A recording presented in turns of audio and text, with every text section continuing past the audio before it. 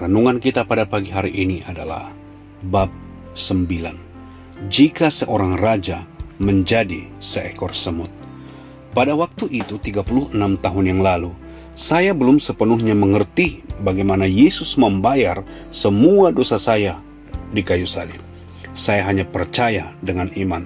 Yohanes 3:16 menjanjikan bahwa setiap orang yang percaya kepadanya tidak binasa, melainkan beroleh hidup yang kekal.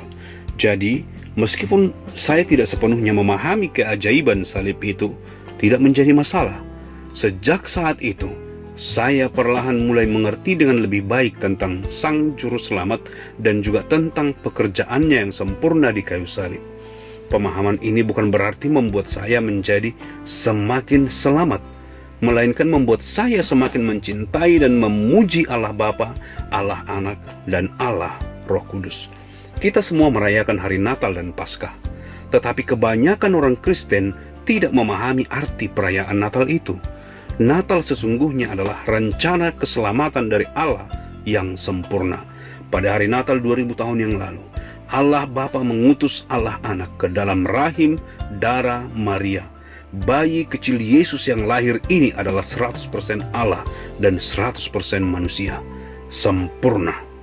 Tidak seorang pun yang dapat memahami dengan sepenuhnya bagaimana anak kecil ini dapat menjadi 100% Allah dan 100% manusia. Menurut prinsip rumus matematika, jawaban yang benar adalah masing-masing memiliki 50%. Tetapi ini adalah matematika ilahi. Kelahiran ini adalah kelahiran ajaib, satu mujizat Allah yang terbesar. Kelahiran ini juga merupakan pengorbanan Allah Anak yang besar. Allah Anak ada bersama-sama dengan Allah Bapa. Bahkan Allah Anak ada bersama-sama dengan Allah Bapa sejak pada mulanya. Allah Anak ini benar-benar setara dengan Allah Bapa. Allah Anak tinggal di surga dikelilingi oleh kekudusan dan kesempurnaan. Tetapi Ia rela datang ke dalam rahim seorang perawan yang bernama Maria, dilahirkan sebagai bayi Yesus, bayi yang kecil dan tidak berdaya. Allah Anak yang tidak terbatas, yang menciptakan seluruh dunia ini, bersedia menjadi Allah manusia dalam bentuk rupa seorang manusia. Jika seorang raja memilih untuk membantu rakyatnya dengan menjadikan dirinya seekor semut, itu merupakan satu pengorbanan yang sangat besar. Tetapi siapa yang dapat memahami apa arti Allah Anak menjadi Allah manusia? Banyak hal yang tidak dapat dipahami sepenuhnya di dalam dunia ini. Kita tidak faham dan tidak mengerti tentang Tritunggal yang Maha Kudus. Bagaimana mungkin ada satu Tuhan, tetapi tiga pribadi dalam satu Allah? Kita juga tidak bisa memahami arti inkarnasi Yesus. Bagaimana mungkin Yesus Kristus itu 100% Allah dan 100% manusia? Kita tidak akan pernah bisa memahami sejauh mana pengorbanan Yesus di hari Natal atau pengorbanannya di hari Jumat Agung. Tetapi kita harus terus-menerus menghargai dan semakin mengagumi kisah nyata tersebut. Saya berharap jika kita merayakan hari Natal, bukan saja hanya sekedar merayakan hari tradisi keagamaan, tetapi kita merayakan Anak Allah yang menjadi Allah manusia. Kita merayakannya dengan rasa kagum karena kasih dan pengorbanan Allah Anak yang rela menjadi Allah manusia. Yesus rela menjadi manusia untuk Anda. Apakah Anda bersedia menjadi semut bagi Allah? Yesus yang lahir ini adalah 100% Allah dan 100% manusia. Sempurna. Bab 10. Allahku, Allahku, mengapa engkau meninggalkan aku? Mengapa juru selamat kita harus dilahirkan pada hari Natal sebagai Allah 100% dan 100% manusia? Karena hanya Allah yang dapat menyelesaikan dosa manusia. Manusia harus mati karena dosa, sebab Alkitab berkata, upah dosa adalah maut. Roma 3:23. Untuk menggantikan manusia yang mati oleh maut, maka Allah harus menjadi manusia. Dan sebagai manusia, Ia melalui maut itu ganti manusia. Oleh karena itulah Juru Penyelamat datang di hari Natal sebagai 100% Allah dan 100% manusia.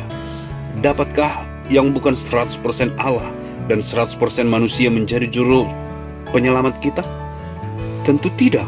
Sebagai Allah, Yesus melihat semua orang, mulai dari Adam sampai kepada manusia yang terakhir di bumi. Sebagai Allah, Ia Maha Tahu.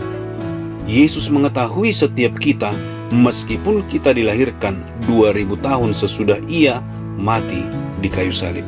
Sebagai Allah, Yesus tahu dosa-dosa kita, dosa yang ada di dalam pikiran kita yang seharusnya kita tidak berpikir sombong dan kotor, di mata kita yang seharusnya kita tidak melihat yang tidak patut untuk dilihat, di lidah kita yang seharusnya kita tidak berkata yang tidak baik tentang orang lain, di dalam perasaan dan hati kita yang seharusnya tidak membenci orang tua dan menyimpan kesalahan orang lain dan dosa yang dilakukan oleh tangan kita. Sebagai Allah, Yesus tidak terbatas. Dia dapat melihat masa lalu, masa sekarang, dan masa yang akan datang karena Allah tidak dibatasi oleh waktu. Sebagai Allah, Yesus dapat melihat semua dosa kita di masa lalu, dosa-dosa kita sekarang, dan dosa-dosa kita di masa yang akan datang. Sebagai Allah, Yesus mengingat semua dosa manusia. Sekalipun dosa yang kita lakukan sudah miliaran jumlahnya, demikian juga dengan jumlah manusia yang miliaran banyaknya, Yesus sangat membenci dosa. Tuhan Yesus sebagai manusia rela memikul semua dosa manusia. Seandainya ukuran satu dosa manusia itu sebesar atom dan semua dosa manusia dikumpulkan menjadi satu, mungkin besarnya sama seperti gunung yang membumbung tinggi sampai ke langit. Namun Yesus mampu memikul semua dosa-dosa itu. Sebagai Allah, Yesus sesungguhnya Ia tidak dapat menderita sakit, tetapi sebagai manusia, Yesus di kayu salib mampu menanggung semua derita dan sakit yang seharusnya kita tanggung di neraka. Hukuman beserta semua penderitaan kekal yang harus kita jalani diarahkan dan dituangkan oleh Allah Bapa kepada Yesus di kayu salib.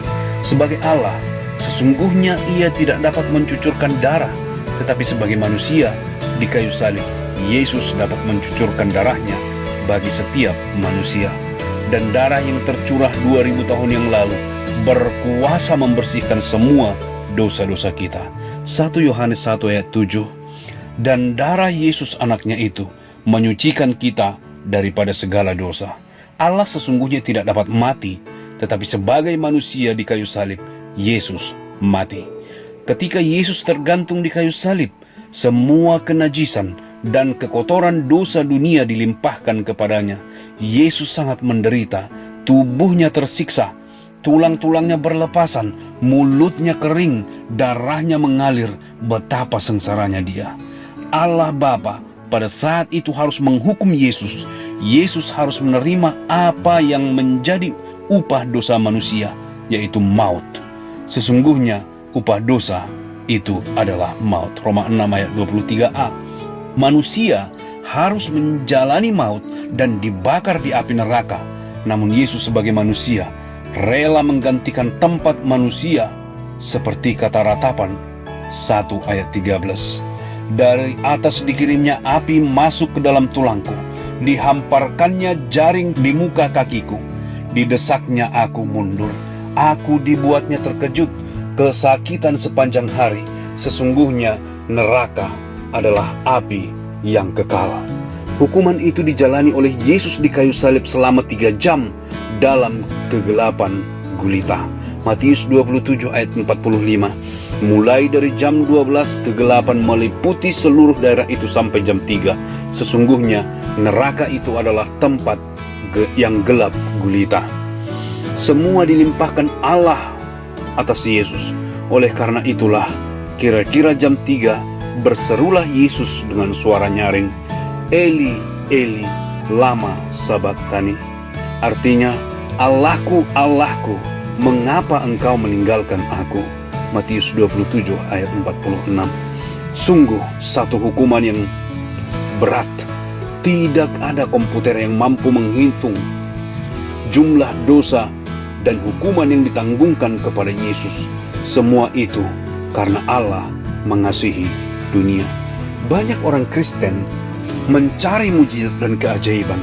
Sesungguhnya keajaiban terbesar sudah terjadi 2000 tahun yang lalu di kayu salib dan masih tetap tersedia untuk semua orang, bahkan sekarang juga. Apakah Anda tahu besarnya keajaiban kayu salib itu? Apakah Anda sudah menerima keajaiban yang besar ini? Atau apakah Anda sudah merasakan satu kepuasan mencari mujizat-mujizat dalam bentuk kesehatan dan kekayaan? Sesungguhnya mujizat terbesar ada di kayu salib. Sebagai Allah, sesungguhnya Ia tidak dapat mati. Sebagai manusia, Yesus mati di kayu salib untuk Anda dan saya. Bab 11. Sudah selesai. Semua dosa setiap orang yang dipikul oleh Yesus Kristus di kayu salib seolah-olah itu adalah dosa-dosanya sendiri. Semua rasa sakit dan penderitaan yang harus dirasakan oleh setiap manusia di neraka sudah dirasakan dan dilalui oleh Yesus Kristus di kayu salib, seolah-olah Dia adalah orang yang berdosa itu. Semua rasa sakit dan penderitaan yang kekal yang seharusnya kita rasakan di neraka dicurahkan dan dituangkan pada Yesus selama 3 jam penderitaannya di kayu salib. Dan ketika Yesus Kristus sudah melalui penderitaan dosa manusia yang terakhir, Dia berkata, "Sudah selesai." Ini tertulis di dalam Yohanes 19 ayat 30. Sesudah Yesus meminum anggur asam itu, berkatalah Ia, "Sudah selesai." Kata "sudah selesai" yang diucapkan Yesus ini adalah bahasa Yunani yang terdiri dari satu kata, yaitu tetelestai, yang selalu digunakan untuk penyelesaian satu pembayaran atau transaksi. Arti sesungguhnya adalah lunas. Ini mengartikan bahwa misi dan tujuan yang harus dilakukan oleh Yesus di dunia ini sudah selesai. Upah dosa ialah maut. Itu sudah lunas dibayar. Semua dosa-dosa manusia sudah selesai di kayu salib. Dosa yang dahulu, yang sekarang, dan yang akan datang sudah lunas dibayar. Mungkin kita terkejut mendengar bahwa Yesus sudah selesai membayar semua dosa kita, bahkan dosa kita yang akan datang. Akal pikiran kita bertanya-tanya, bagaimana mungkin Yesus membayar semua dosa kita yang akan datang, sementara dosa-dosa itu belum dilakukan? Sesungguhnya kita lupa bahwa Allah sudah tahu dan sudah melihat kita 2000 tahun sebelum kita ada. Dan sebagai Allah, Yesus sudah melihat setiap dosa yang akan kita lakukan sebelum kita melakukannya. Yesus sudah membayar semuanya di kayu salib. 3 hari kemudian Yesus membuktikan bahwa Dia sudah membayar lunas semua hutang dosa kita melalui kebangkitannya dari antara orang mati. Jika dosa-dosa kita masih belum lunas dibayar dan sampai pada saat ini Yesus masih memikulnya, maka Ia tidak akan mampu bangkit dari antara orang mati dan tidak akan bisa naik ke surga, karena di surga tidak ada dosa. Sungguh, juru selamat kita yang sempurna telah melakukan pekerjaan yang sempurna di kayu salib. Karena perkataan Yesus sudah selesai begitu indah, maka kita yakin akan kesiapan kita untuk kehidupan yang kekal di surga, karena semua dosa sudah lunas dibayar di kayu salib. Agama-agama di dunia ini tidak menjanjikan hidup yang kekal. Mereka hanya memberikan aturan dan ritual agama yang menurut agama dapat membantu untuk memperoleh hidup yang kekal. Jika Anda bertanya kepada pengikut-pengikut agama, kemana mereka akan pergi ketika kematian menjemput, mereka biasanya akan menjawab, "Aku berharap dapat masuk ke surga." Atau mungkin ada yang menjawab, "Itu urusan Tuhan, Dia sajalah yang tahu." Tetapi Allah tidak pernah memberi seperangkat aturan dan ritual untuk diikuti sebagai satu usaha untuk mendapatkan hidup yang kekal. Allah Bapa memberikan anaknya yang tunggal, Yesus Kristus. Allah anak Yesus Kristus menyerahkan nyawanya di kayu salib untuk dosa-dosa kita. Allah Roh Kudus mengilhami para penulis Alkitab untuk menulis 1 Yohanes 5 ayat 13 yang berkata, "Semuanya itu kutuliskan kepada kamu, supaya kamu yang percaya kepada nama Anak Allah tahu bahwa kamu memiliki hidup yang kekal." Bagi semua, siapa saja yang percaya bahwa Yesus Kristus sudah mati untuk semua dosa-dosa kita di kayu salib dan bangkit dari antara orang mati, 1 Yohanes 5 ayat 13 mengatakan kita tahu bahwa kita memiliki hidup yang kekal. Jika dikatakan kekal, maka itu berlangsung selamanya. Dengan kata lain, pada saat kita percaya akan pekerjaan Yesus yang sempurna di kayu salib, kita bertobat dari dosa dan membuka hati untuk menerimanya sebagai Tuhan dan Juru Selamat kita pribadi, maka dari sejak saat itu, kita memiliki hidup yang kekal yang berlangsung selamanya. Jika hidup yang kekal bisa hilang, maka itu tidak kekal. Ada juga orang yang percaya kalau mereka akan kehilangan hidup yang kekal ketika mereka jatuh ke dalam dosa. Mereka percaya ketika mereka menerima Yesus sebagai Juru Selamat, hanya dosa-dosa di masa lalu saja yang diampuni. Mereka percaya ketika mereka kemudian berbuat dosa lagi, maka mereka akan kehilangan keselamatan. Mereka tidak percaya bahwa semua dosa-dosa mereka sudah dibayar oleh Yesus di kayu salib. Dosa dulu, dosa sekarang, dan dosa-dosa ke depannya. Mereka tidak dapat memahami kenyataan bahwa Yesus dapat atau mampu membayar dosa-dosa mereka di masa depan, karena dosa-dosa itu masih belum mereka lakukan. Mereka lupa bahwa ketika Yesus mati di kayu salib 2000 tahun yang lalu, mereka masih belum lahir, bahkan belum melakukan satu dosa pun. Namun Yesus di kayu salib, ketika ia selesai membayar dosa tiap-tiap manusia yang pernah ada dan manusia yang akan ada di bumi, Yesus berkata, "Sudah selesai." Karena Yesus sudah membayar semua dosa-dosa kita, maka kita siap untuk bertemu dengan Allah yang kudus.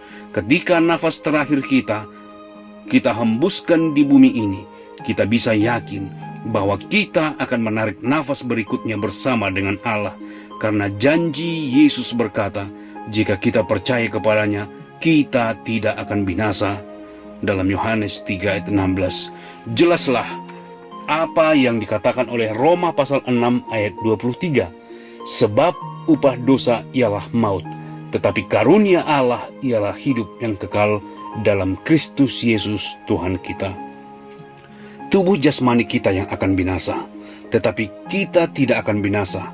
Semua yang telah percaya dan menerima Yesus sebagai Juru Selamat pribadi tidak akan mengalami kematian.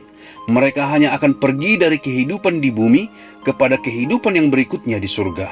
Sungguh, semua orang yang telah menerima Yesus sebagai Tuhan dan Juru Selamat pribadinya tidak akan mengakhiri hidupnya di neraka, melainkan di surga. Bagian pertama hidup ini ada di bumi, dan bagian selanjutnya ada di surga. Tidak akan ada interval antara kedua bagian hidup ini.